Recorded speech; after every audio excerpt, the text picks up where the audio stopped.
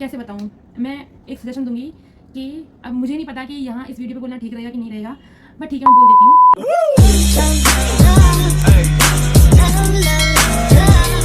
Radhe Radhe friends, welcome back to my channel which is me Prachi Lavania. तो सबसे पहले तो बहुत बहुत थैंक यू सो मच, आपने मेरी इंस्टाग्राम की फर्स्ट वीडियो को इतना ज़्यादा प्यार दिया उसके लिए। और मैंने देखा कि लोगों के बहुत सारे डाउट्स हैं एग्ज़ाम को लेकर, तो मेरी ये छोटी सी कोशिश है कि मैं उनके डाउट्स को सॉल्व कर पाऊँ। बाकी आप लोग मेरे को जज मत करना, कोई मतलब नेगेटिव कमेंट्स मत करना, मुझे नहीं अच्छी लगती नेगेटिव कमेंट्स। करना तो अच्छी करना, वाला मत करना, ठीक है। तो मैंने देखा कि लोग बहुत ज़्यादा कंफ्यूज है एग्ज़ाम को लेकर। सबसे पहले मैं वो चीज़ बता देती हूँ जो लोग मेरे बारे में जानना चाहते हैं, लाइक कि आप CGL का एग्ज़ाम बिगनर हो या रिपीटर हो। तो मैं आपको बता दूँ, मैंने पिछले साल एग्ज़ाम दिया था बट मेरा नहीं हुआ था, तो मैं इस साल फिर से दूँगी, ठीक है। और आप कितने आवर्स पढ़ती हो? तो देखो भाई, मैं बहुत ज़्यादा 10-12 घंटे नहीं पढ़ती, जैसे एक रिलेटेबल एस्पिरेंट पढ़ता है उतना मैं पढ़ती हूँ, बस 7 से 8 घंटे इनफ है। और लोग पूछ रहे थे कि आपके पास SSC के नोट्स मिल जाएंगे, हमें नोट्स प्रोवाइड कर दीजिए। तो मैं आपको एक बात बता दूं, SSC या कोई भी गवर्नमेंट एग्ज़ाम ऐसा है जिसमें तुम शॉर्टकट चीज़ों को लेकर नहीं चल सकते, आपको मेहनत करनी पड़ेगी।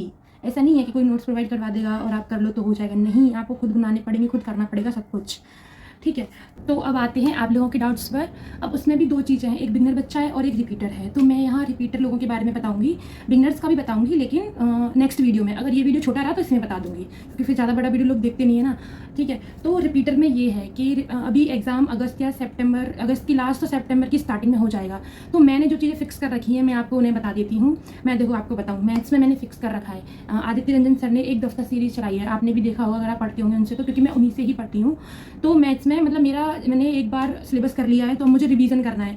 तो मैं दफ्तर सीरीज़ मतलब जैसे जैसे सर क्लासेस कराते हैं मैं वैसे वैसे क्लासेस लेती हूँ, वो सीरीज़ को फॉलो कर रही हूँ। प्लस ऐसा नहीं है कि बस सीरीज़ नहीं, जैसे सर ने जो भी चैप्टर कराया फिर उस चैप्टर का क्वेश्चन मैंने सर की ही बुक से, PY की बुक से लगा लिया। ये 2 काम करती हूँ मैं। उसके बाद सेक्शनल मॉक, क्योंकि 15 मिनट की टाइमिंग, 25 क्वेश्चन, बहुत मतलब अब कैसे मतलब मैं बोल नहीं पा रही ठीक है, कैसे एक्सप्रेस करूँ आपको इस चीज़ को, ये आप खुद आइडिया लगा सकते हो, ठीक है। तो मॉक भर के मॉक दो। मैं कहती हूँ देखो, अभी क्या था कि 25 में जो एग्ज़ाम आया था उसमें मैथ्स रीजनिंग तो काफ़ी ईजी थी, मैथ्स पर ठीक ठाक आया था, और बाकी है सेक्शनल टाइमिंग।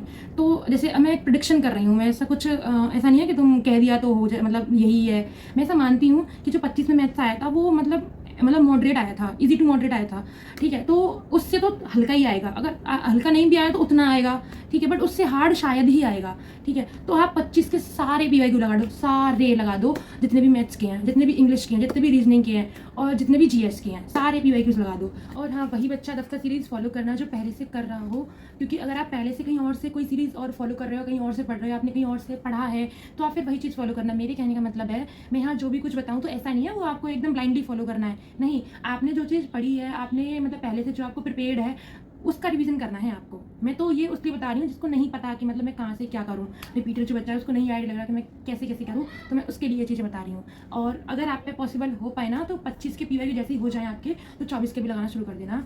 और आपने टेक्स्ट बुक में वो मॉक वाला फोल्डर और देखा होगा, उसमें जो 80 वाले जो सेक्शन मॉक है उनको लगा दो, जिससे क्या होगा, आपकी PYQ की सीरीज़ भी कंप्लीट हो जाएगी, और वो जो 80 वाले मॉक, मान लो कोई हट के क्वेश्चन आ गया तो वो चीज़ से भी आप मतलब फैमिलियर हो जाओगे।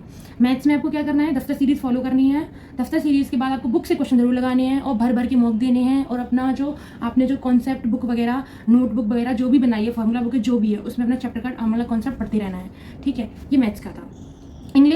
इंग्लिश में देखो 3 चीज़ें होती हैं, वोकैब, कॉम्प्रिहेंशन, ग्रामर। तो देखो ग्रामर का तो मैं बताऊँ, ग्रामर तो आपने नोट्स बनाए होंगे, वहाँ से पढ़ो, प्रैक्टिस करो, यूट्यूब पे काफ़ी सारी वीडियोज़ हैं, कहीं से भी प्रैक्टिस करो, नहीं तो मॉक से करो, मॉक से इंग्लिश की प्रैक्टिस काफ़ी अच्छी होती है। कॉम्प्रिहेंशन, अमन सर ने कॉम्प्रिहेंशन की एक प्लेलिस्ट चलवाई है अभी, वो काफ़ी अच्छी है, सब बहुत अच्छा करा रहे हैं, मैं उसको फॉलो कर रही हूँ, और सच में उसका आउटकम भी निकल रहा है मेरे मॉक में, ठीक है। और वोकैब का तो मैं अपना पर्सनल एक्सपीरियंस बताऊँ, मैं वोकैब को स्टार्टिंग से ब्लैक बुक से ही पढ़ती हूँ, और मुझे 1 साल हो गया ब्लैक बुक पढ़ते पढ़ते, मतलब मेरी बुक फट चुकी है, ऐसी आदत हो गई। मैं आपको किसी दिन दिखाऊंगी वो बुक, ठीक है। वोकैब वहीं से पढ़नी ब्लैक बुक से। अब लोगों को ये डाउट होता है कि ब्लैक बुक पूरी पढ़नी है, नहीं, पूरी नहीं पढ़नी होती ब्लैक बुक, ऐसे ऐसे भाई तुमको एग्जाम क्रैक करना है, कोई डिग्री नहीं लेनी किसी चीज़ में, ठीक है। ब्लैक बुक में सेक्शन होते हैं, ठीक है। तो आपको मैं बताऊं, OWS, EDM, साइनो, ये 3 चीज़ करना, एंटो मत करना, क्योंकि साइनो होगा तो एंटो तो अपने आप हो जाते हैं ऑप्शन एलिमिनेशन से। तो OWS का फर्स्ट सेक्शन है जिसमें कुछ 1500 OWS हैं, वो सेक्शन करते होंगे, ठीक है, वो सेक्शन करना। ईडियम्स का 1500 वाला है वो सेक्शन करना, और साइनों का एक सेक्शन है 1000 वाला वो करना। बाकी जो छोटे छोटे सेक्शन है वो मत करना, क्योंकि जो छोटे छोटे सेक्शन है वो सारे उसी में कवर हो जाते हैं। ये मैं अपना बता रही हूँ। बाकी आप जहाँ से पढ़ रहे हो ब्लैक बुक, मतलब आप जहाँ से वो क्या पढ़ रहे हो वहाँ से करना, उसी को रिवाइज करना, क्योंकि ये टाइम ऐसा होता है यहाँ कुछ नई चीज़, इस टाइम पर कुछ नई चीज़ें नहीं पढ़नी होती, वही चीज़ें पढ़नी होती है जो आपने पहले पढ़ ली हैं। ये ठीक है, ये इंग्लिश का था, और इंग्लिश में भी मॉक लगाने हैं 2025 के सारे PYQ तो लगाने ही लगाने हैं, प्लस जो सेक्शनल 80 वाले हैं वो, अगर इफ़ पॉसिबल हो पाए आप पर तो। रीजनिंग में तो अगर रिपीटर हो तो सिलेबस करने की या ये करने की वो करने की ज़रूरत है नहीं। रीजनिंग आप सीधा मॉक लगाओ। देन आती है जीएस में सबसे पहले मैं आपको सजेस्ट करूँगी, अगर जो रिपीटर बच्चा है उसने जीएस के काफ़ी सारी चीज़ें पढ़ रखी होंगी, स्टैटिक, हिस्ट्री, ज्योग्राफी सब कुछ पढ़ रखा होगा, थोड़ा थोड़ा बहुत सबने कर रखा होगा। ये सब करने के बाद भी आपको एक चीज़ जरूर करनी है, वो है निट्टो सीरीज़। सच में बहुत बहुत बहुत अच्छी सीरीज़ है। अब ऐसा मत कहना कोई कि क्या निट्टो जो करते हैं वो क्या जीके पढ़ेंगे नहीं, ऐसे तो जीके फिर तुक्कों पे ही हो जाएगी। नहीं, बहुत बहुत चीज़ें, बहुत फैक्टर होते हैं जीएस को लेकर, क्योंकि आप कितना भी पढ़ जाओ जीएस, लेकिन अगर आपका उस दिन डे है तो ही आप जीएस कर पाओगे। आपको निट्टो सीरीज जरूर फॉलो करनी चाहिए, सच में वहाँ से बहुत अच्छा आउटकम निकलेगा आपका। आप एक बार 1-2-3 क्लासेस लेके देखना और फिर उसको मॉक में अप्लाई करना, इंप्लीमेंटेशन करना, जरूर आउटकम निकलेगा। ठीक है, जीएस में निट्टो सीरीज फॉलो करो। बाकी जहाँ से आपने जीएस को पढ़ा है आपने, ये मैं रिपीटर बच्चे के लिए बता रही हूँ, बिगनर्स के लिए नहीं बता रही, क्योंकि बिगनर्स के लिए तो मैं फिर बुक्स वगैरह बताऊँगी कि यहाँ से पढ़ो। ठीक है, जहाँ से मैंने पढ़ी है मैं वही बताऊँगी। ठीक है, तो आप जीएस का निट्टो सीरीज फॉलो करो। बाकी जहाँ से आपने जीएस पढ़ा है वहीं से रिवीजन करो। यूट्यूब पर कितना भी कुछ भी है कि ये पढ़ो वो पढ़ो, ऐसे करो वैसे करो, नहीं, आपने जो पढ़ा है उसी का रिवीजन करना है लास्ट टाइम पे, कुछ नया नहीं पढ़ना है। हाँ, एक काम और कर लेना, 25 के जितने भी जीके के PYQ है सबको लर्न कर डालो, एकदम रट डालो। 25 के जितने भी PYQ हैं जीएस के सारे, और निट्टो सीरीज, ये जीएस का था। तो ये थी रिपीटर बच्चे की स्ट्रेटेजी। और बाकी मतलब मैं भी अभी इस फील्ड में आपकी तरह, जैसे आप लोग हो ऐसे ही मैं हूँ, मैं भी एक एस्पिरेंट हूँ, आप भी एक एस्पिरेंट हो, मैं भी एक प्रिपरेशन फेज में हूँ, आप भी एक प्रिपरेशन फेज में हो। तो मैंने जो कुछ भी बताया, क्योंकि आप लोगों ने मेरे से पूछा, तो बस मैंने जो मैं फॉलो कर रही हूँ वो बता दिया। तो प्लीज़ फिर से बोल रही हूँ, जज मत करना, ठीक है।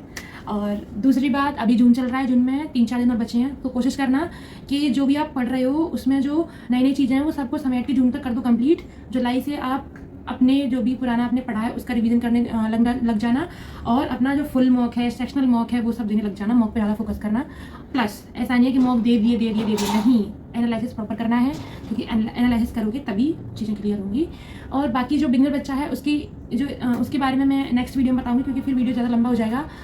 और क्या बोलूँ, और बस लास्ट में यही बोलूँगी कि एग्ज़ाम को लेकर या किसी भी चीज़ को लेकर बहुत ज़्यादा टेंशन में मत हुआ करो, ठीक है, क्योंकि success is a part of life, not a full life. अच्छे से पढ़ो, अपनी मेहनत करो, मतलब जब लास्ट में अगर भगवान की कृपा से हो जाए सबका जो पढ़ रहे हैं, अगर नहीं भी हो पाया तो बस ये नहीं आना चाहिए मन में कि मैंने थोड़ा कम मेहनत की थी इसलिए नहीं हुआ, ठीक है। तो मेरे पास ऐसे बहुत सारे डाउट्स आए थे कि मुझे ओवर थिंकिंग होती है और मैं मतलब बहुत टेंशन करता हूँ। तो मैं आपको यही बोलूँगी कि जैसे कि मैं भाई भगवान को बहुत मानती हूँ, ठीक है, तो जिन लोगों को भी ओवर थिंकिंग होती है और मतलब टेंशन वगैरह होती है, तो अगर मतलब कैसे बताऊँ, मैं एक सजेशन दूँगी कि अब मुझे नहीं पता कि यहाँ इस वीडियो पे बोलना ठीक रहेगा कि नहीं रहेगा, बट ठीक है मैं बोल देती हूँ। यूट्यूब पर काफ़ी सारी राधा नाम की वीडियो पड़ी हुई हैं, ठीक है, तो मतलब जो टेंशन वगैरह होती है ना, भगवान का नाम लो बस, ठीक है। अगर आप ज़्यादा नहीं ले पा रहे हो, आप मतलब भले ही पढ़ाई कर रहे हो, किसी भी ऑक्यूपेशन में हो, मैंने अपने ब्लॉग में भी काफ़ी बोला है, आप किसी भी ऑक्यूपेशन में हो, अपने भगवान को पूरे दिन में से 3 से 4 मिनट जरूर दो। 3 से बहुत कम होती हैं, आप फोन्स को भी देते हो, सबको देते हो। तो एक अपना शेड्यूल बना लो। क्या बना लो शेड्यूल कि जब भी फ्री होऊंगा, जब भी मतलब मेरा ऐसा मन कर रहा है अंदर से कि मुझे टेंशन वगैरह हो रही है, ठीक है, तो मतलब पूरे दिन में से कोई भी एक टाइम मतलब रख लो, या जब भी आप फ्री हो जाओ, जिस टाइम फ्री हो जाओ, तो उस टाइम मतलब यूट्यूब पर राधा नाम ट्रैक ऐसा कुछ सर्च करो, जितने भी मिनट की आप वीडियो देख पा रहे हो, तक सुन पा रहे हो, बर्ड्स लगाओ, मस्त शाम को टहलते हुए बर्ड्स लगाओ, ठीक है, और राधा नाम को सुनो। सच में बड़ा ही मतलब बहुत बहुत बहुत आनंद आता है। मेरे को बहुत टेंशन होती थी, ऐसा नहीं अब नहीं होती है, बट अब ये है कि अब वो संभाल लेंगे सब, अब वो ठीक है, ऐसी वाली चीज़ है। बाकी thank you so much again, आपने मेरी पहली वीडियो को इतना ज़्यादा प्यार दिया, और ऐसी ही वीडियो आती रहेंगी आपके लिए, अच्छी मैं वीडियो लाने की पूरी कोशिश करूँगी। ऐसे ही आप प्यार देते रहना, और चैनल को लाइक शेयर सब्सक्राइब जरूर कर देना। And thank you so much again. Radhe Radhe.